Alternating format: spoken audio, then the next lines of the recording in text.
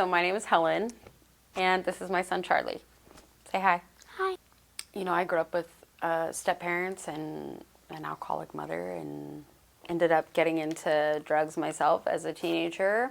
It caused some issues in my home life, my family life. I ended up starting my interactions with police at a super early age.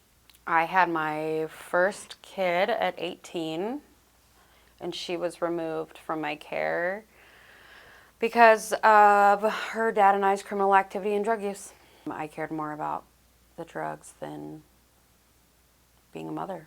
And I just continued on my path of destruction, in and out of jail, chasing men and drugs instead of, you know, getting custody of my kid back. I had my second kid at 23, and I was able to take care of her for about a year, but ultimately relapsed and she was taken as well.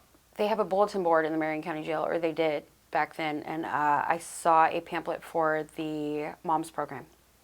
And the MOMS program, I called them because I've been dealing with parole and probation since 2007 here in Marion County, and specifically Wendy Bales and Belle Cottrell.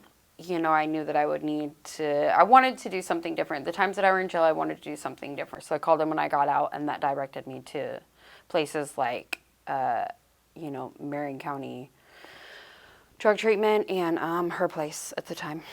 I'll bring up Wendy and Belle again. You know, if it wasn't for women like that, people like that, specifically in law enforcement, that genuinely cared. A lot of people think that the sheriff's department or parole and probation or people even like me as a mentor, we're just out to get you, or we're law enforcement.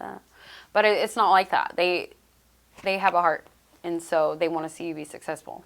When I surrendered him into care, I continued on to my relapse, you know, for like the next 2.5 years. And I mean, I went into detox probably 7 times, residential, you know, I tried it all. And I remember the last residential I went into was Sandra Bloom.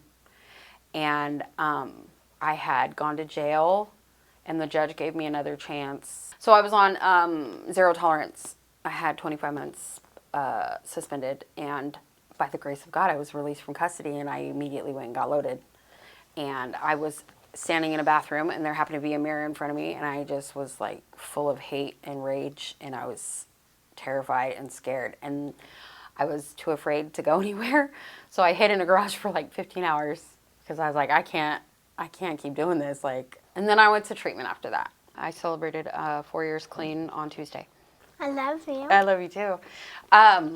Getting custody of him back was easy once I was able to handle the addiction aspect of it. I chased men and drugs over all 3 of my children until enough was enough.